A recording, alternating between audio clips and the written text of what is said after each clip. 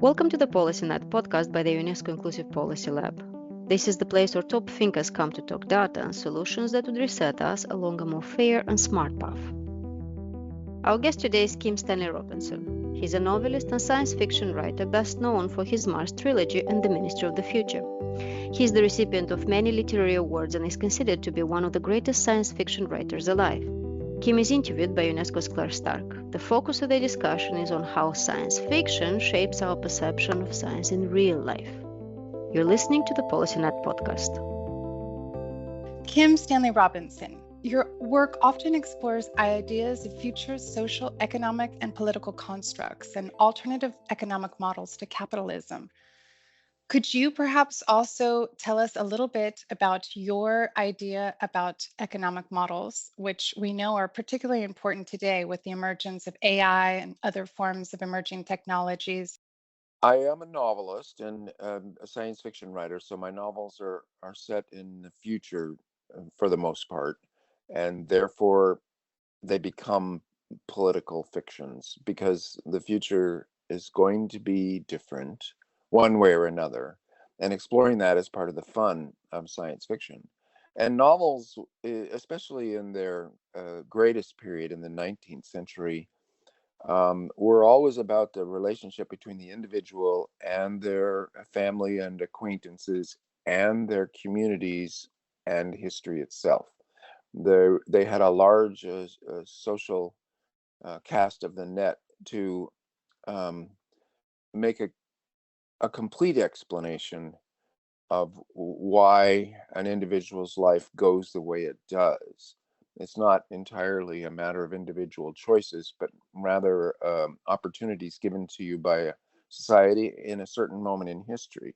And that's part of the greatness of the novel that was somewhat lost in the modernist and late 20th century novels that focused in on the interior consciousness of a particular character or small group of characters without um, giving consideration to the larger forces at play. So I feel like I'm coming back to a larger sense of the novel when I do this. And then by putting my stories in the future, I'm also writing historical fictions. History could go this way, it could go that way. Let's attend to that, think about it, because that helps us decide what to do right now. So that's my rationale for writing the novels that I have. And in terms of the actual history, well, I've been writing novels now for 40 years, and most of that we could call the neoliberal period, a stage of late capitalism where large corporations went global. This is sometimes in the 90s called globalization. And the largest corporations had enormous amounts of capital, very much more capital than many smaller countries. So the one and only rule was maximize profits, shareholder return, and the rate of highest return on investments, no matter what they were. So if you got a 7% return for clear cutting a forest and turning it into toilet paper, and you would have gotten a 5% return for nurturing that forest and harvesting it over hundreds of years, you would take the 7% and kill that forest off and be damned to the future because you had made your short-term return and you had maximized profits in that quarter, but there was no long-term thinking involved.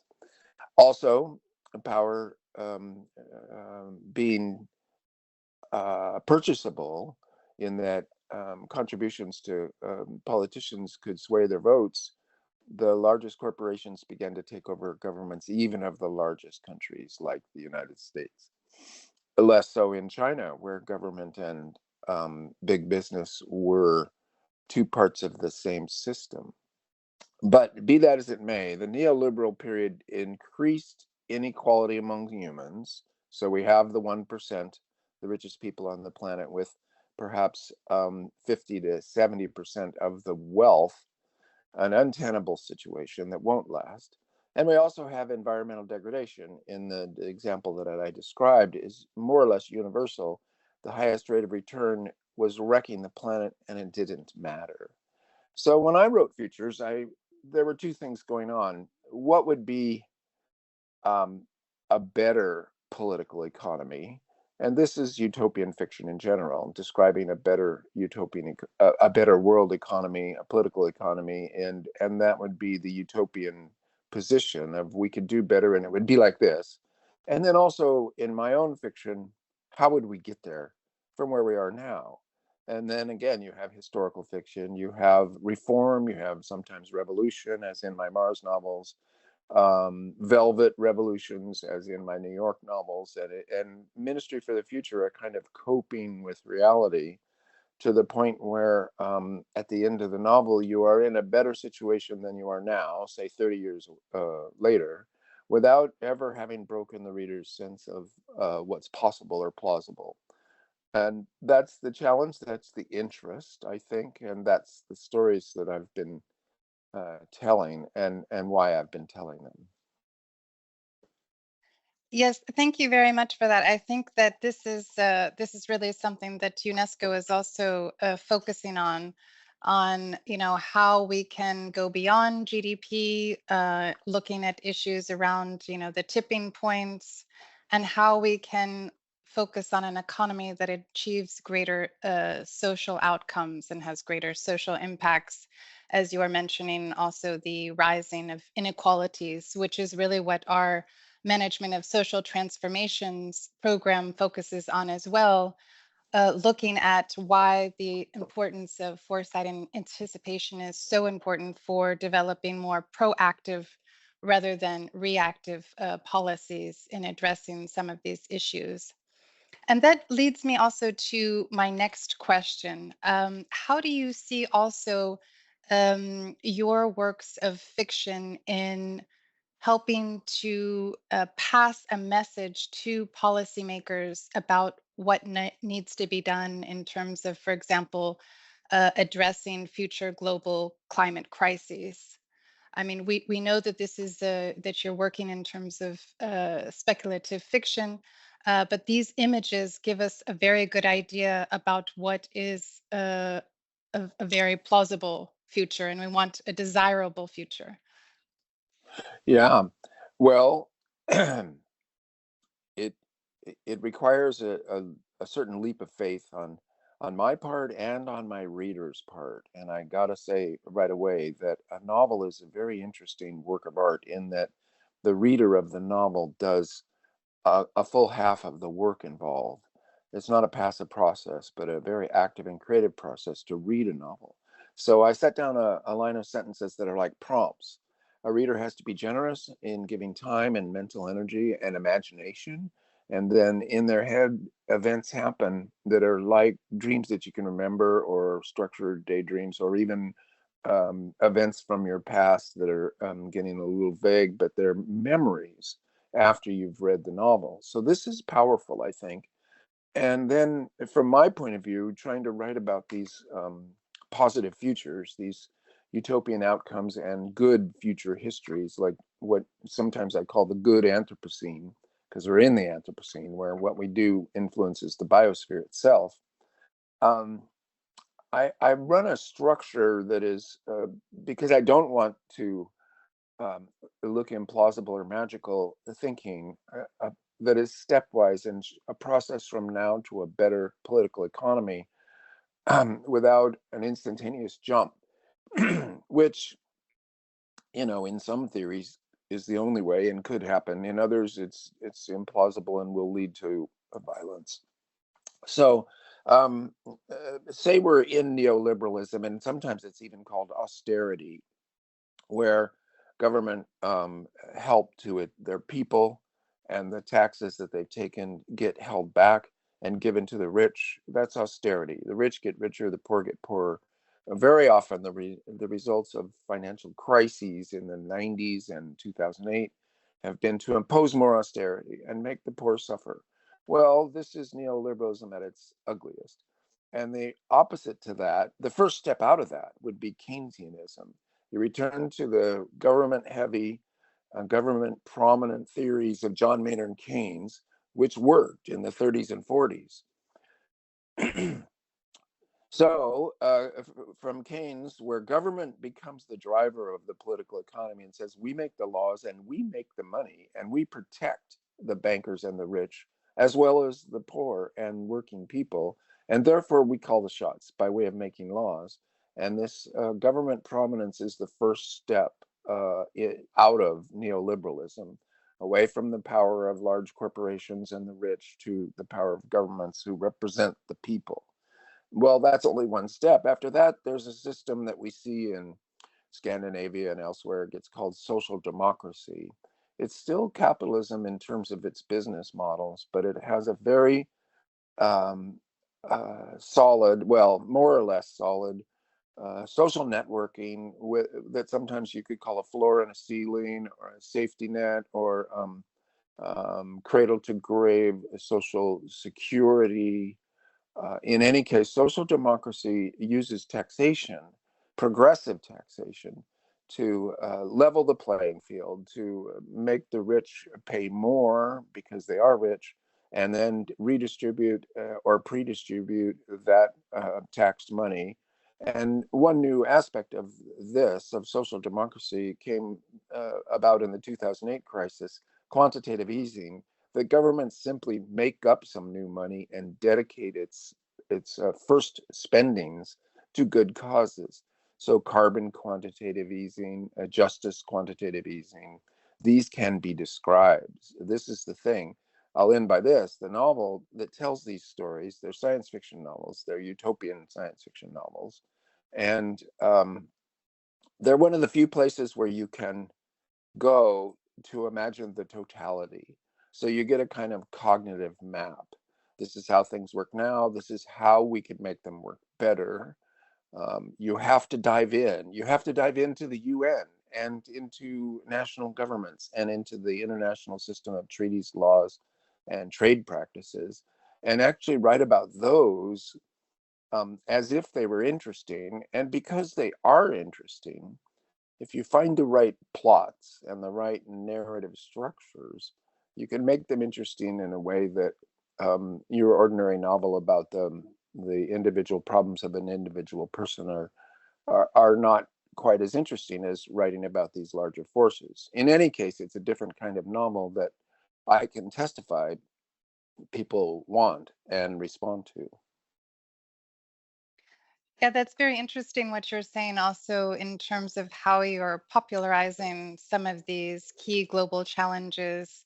I heard also an intervention that you gave around one of the COPs. So that was quite interesting to see also kind of the link with the issue around climate change. I mean, as we see, that the climate crisis is leading to emergence of numerous known unknowns. So I think also kind of the rise in sleeper species. We see also these forgotten viruses that may come to light as we see the defrosting of the Arctic ice sheets. Just to name a few, we see the rate of insects declining, which has impacts on our ecosystems. So I'm very interested. I think that this is a very interesting way that you're weaving in these major global issues to popularize them with the general public, because I think that's really one of the issues that is needed, is to galvanize people to take these issues more seriously, including on a political level. Yes, I'm going to say that one thing that novels can do is bring the news, and science fiction in particular. Science is finding out new things all the time in a group process of discovery. And really, I want to make a statement in support of science, given the anti-science administration in the United States. They cannot succeed. Keeping 8 billion people alive on this planet is a scientific achievement. It's science providing the food, the medicines, the shelter and transport. These are scientific achievements. And then the rest of society, of course, takes them up at the technical and the lived level. But everything depends upon this group human accomplishment, which is the scientific method and what gets called STEM, science, technology, engineering, and either math or medicine. I like to say the M is for both. These are fundamentally important human activities because keeping 8 billion people alive on this planet is a technological achievement as well as a social achievement. And the UN is part of that. Everybody's got to get along. So, in that context, when you write science fiction, you're bringing the news and then also the story. A novel like, say, The Ministry for the Future slots things into a system. So then you have a sense of meaning, like this influx of information that pours into us and through us every day. What does it all mean? And what's a pattern I can fit it into so that I have what my teacher, Fred Jameson, called a cognitive map of life in general and of the society that we live in. And we need these cognitive maps. Everybody, for instance, has a cognitive map of the city or town that they live in. You can, in your head, run your routes and get a sense of things. Well, what about the global system and your position as an individual in a community of, say, 50,000 and then 300 million and then 8 billion? How do you fit in? What can you do to help and to get by and to thrive? Well, that requires a cognitive map of the totality. And there's very few places that you can go where the totality gets suggested. It's a little bit crazy to try. It leads to overgeneralizations and oversimplifications, more or less naturally. But it's worth trying anyway. And so this is one of the things I think that the science fiction novel can do. And I know from the last 5 years of intense travel and interactions with people that my novel, The Ministry for the Future, fulfilled a need that people felt to have that a sense of the totality and a sense of meaning. Where are we in history right now? How can we get out of the fix that we find ourselves in of biosphere collapse and massive inequality? Yes, I was just thinking about what you were saying on this cognitive map of the totality, which I think really um, reflects well also the issues that we look at in particular in terms of foresight and anticipation around complexity and uncertainty, and how to grapple with these issues, particularly in these volatile times. Um, I wanted to ask you also, do you see your writing as a form of anticipation? Well, it's a good question because it's not a simple answer. Essentially, you're asking, what does science fiction do? What's its real relationship to the future? And I think also to science, given its name. And I say science fiction stories are stories set in a future that's obviously going to be imaginary. You have to make it up. So it's a speculative act. And sometimes it used to get called speculative fiction, but all fiction speculates one way or another. So that was a bad name. And I like the name science fiction because it focuses in on the work of science as transformative and fundamental to what we're going to be doing as we go forward in history. It could have been called future history, and that would have been a good name too, from my point of view. So the the future that gets described in a science fiction novel, that's one of the games that's being played between writer and reader without providing a explicit backdrop. You're presented with a future and then you have to read into it like a detective. How did it get to this point? And there will be some clues. And that's one of the readerly games of reading a science fiction novel is how did we get from where we are right now to this particular future? So that's an aesthetic pleasure, as with the detective novel.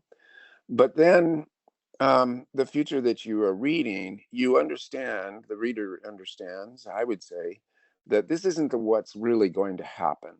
What's really going to happen is unpredictable and fundamentally, there's too many factors involved. There's too many contingent and unexpected things that are going to happen So it's not really the writer predicting what really will come to pass. The writer is playing a game that is a scenario building exercise. Like, this could happen. That's the main, it's in the subjunctive. This could happen. Let's contemplate it. Would it be good or would it be bad? Is it plausible or implausible? How would we get there if it's good?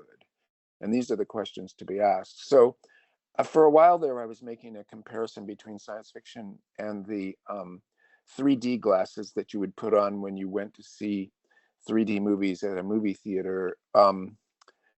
Those don't seem to be so common anymore. But I'll save the image. Those two lenses showed you different things, and you would get a false 3D that would pop. Well, one lens, if science fiction is like those glasses, one lens is saying this future could come to pass. The other lens is saying the present moment feels like this. So it's a metaphor. Your science fiction future is a metaphor for how things feel right now, particularly in their sense of potentiality. So when those two literary games combine in the head of the reader, the 3D that pops is a kind of vision of history itself. It's four-dimensional. It's time that begins to pop in history, and you're reading along going, wow, this future, it's not going to be like this, but this is very suggestive as to things that could happen and things that we don't want to happen, etc. So I've had to go on at some length because I think science fiction is actually playing a rather complex and sophisticated artistic game, you might say, but it has a lot of use value in, as I said, in your cognitive mapping. And I guess I will add one thing. These cognitive maps have to do with ideology. And in Ministry, I give a definition that I want to repeat. Ideology is not the false consciousness of your enemies. Ideology is a fundamental human sorting device. We all need one, or else the world is too confusing. And the definition I like is an imaginary relationship to a real situation. And it has to be emphasized. There is a real situation. It's just that no individual can grasp it entire. So you have an imaginary relationship that depends on your reading and your own experiences. And there are anchor biases, et cetera. In other words, you're more likely to take in information that supports your already constructed imaginary relationship, and less likely to take in new data. So that ideology is constructed by you as a useful mental tool, not as a blinders, or well, it depends, of course, on which kind of relationship you take on. But if you're working honestly to make a realistic portrait of the world, then your ideology just becomes like a pair of clear lenses that shows you more rather than less. So it can help you see more clearly. And do you think this also helps to change people's worldview? Well, yes, and everybody, I think, is either struggling to maintain the worldview that they had that was comforting to them because it was comprehensible, and at the same time is struggling to make a new one that accounts for all the new things that are happening. They're kind of mind-boggling.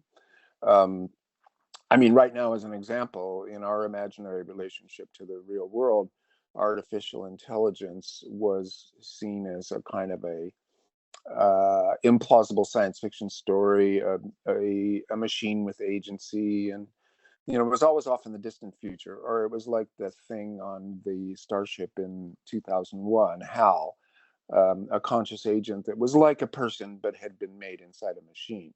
Well, all of that is really very deceptive in terms of what's really going on with large language models, which are an extremely rapid computation based on previous human texts. So it isn't a conscious agent in there talking to you. It's just the most plausible repetition of what people would have said before. It does require an immense amount of computation power and a lot of input data, but it's not magic and it's not conscious and it doesn't have agency. And so we're badly misunderstanding AI, and there are hypesters in Silicon Valley making billions off of our misunderstanding of what it is and what it can do. But the reason I bring it up is our previous ideologies are incapable of properly assessing the latest large language models, which are impressive in some ways and unimpressive in other ways, and are nowhere near close to what people call general intelligence, no matter what the hypesters say. So as we struggle to make up new ideologies that account for the new situation that we're in, it's what we thought before can be sometimes less helpful, and we all have to actually take in new facts, new data, new experiences of our own as we try these things out and try to understand them, to revise our ideology, to incorporate these new things. And a certain financial bubble will burst at a certain point, then everybody will say, oh, the whole thing was entirely hype. That's not quite true either. So that's just one example. AI is one example of the messy present that we're in, that's causing all of us to struggle to construct a cognitive map that's adequate to what we're living. No, I think this cognitive map is really interesting, and also I think also the issue with AI in particular is that it makes us question also our humanity and what makes us human. And this is also one of of course, the fundamental questions that we at UNESCO are also preoccupied with. I think one of the sources of confusion is that one of the things UNESCO's been great at, amongst many others, is helping languages, human languages that are disappearing for lack of speakers, in the homogenization. And really it's English that became the lingua franca, which is funny, of course, because that used to be French. But between the British Empire, the American Empire, and science deciding to use English as its universal language, a lot of other languages are going away, hundreds to thousands, as their speakers die off. And protecting those, remembering those, teaching those, keeping a living speaking community of these languages has been a UNESCO project, and it's one of the best. So, okay, that's one definition of human, is language itself. Humans are the speaking animal, and then you get these large language models, and they are speaking, typically in English, although I'm sure that it could be in other languages too, depending. But of course, the source materials matter. So suddenly there's a program, and on your screen it seems as if a thing is using language, and in fact it is. But what that language is a massive compilation of all the things that have been written down before, not spoken so much, and then an algorithm that is capable of going fast enough and processing enough data to create new sentences that look like they are generated by a consciousness. Well, in other words, by another human trapped inside that machine talking to you must be like any other human, have feelings, desires, agency, etc. Not true, but very deceptive. So in that realm, in the realm of UNESCO's sphere of influence, which is protecting and helping to flourish human cultures, and in the plural, so that all human cultures get to flourish in their own way, and we become a multiplicity of cultures and individuals in a larger unity. United Nations is part of the title. That's a great project, and indeed a crucial project. And it's one of the reasons why these large language models have been so confusing, is that they imitate plausibly something that we thought only humans could do. So currently, I would say we're confused on that issue, and some clarifications are in order.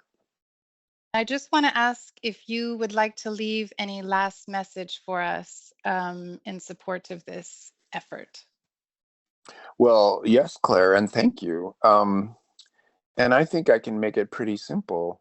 This rising inequality, which I can give one little quantitative fact or factoid, that since the Paris Agreement was signed 10 years ago, the the 1% of richest humans on this planet have gained $34 trillion more in value relative to the poorest 50%, but just in pure terms, they're that much richer.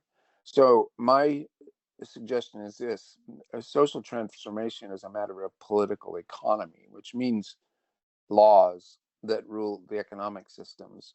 And so the UN should be like OECD and promote all UN members, you might even say required or strongly suggested, to use progressive taxation, that there should be a wealth tax. And progressive taxation is a very powerful instrument of social justice. If one, by one's own efforts and by using the laws as they exist, becomes extraordinarily wealthy, the actual human need of that extraordinary wealth is perhaps about, I don't know, 2 to 5% of that personal wealth is actually needed. The rest of it is excessive. And if it was taxed back into the system and redistributed to human good, health services, social security, this is just social democracy in action. Progressive taxation as a requirement for being a UN member would be good for people, would be good for the biosphere. It's a simple first step towards a more just social system. And it was worldwide after World War II.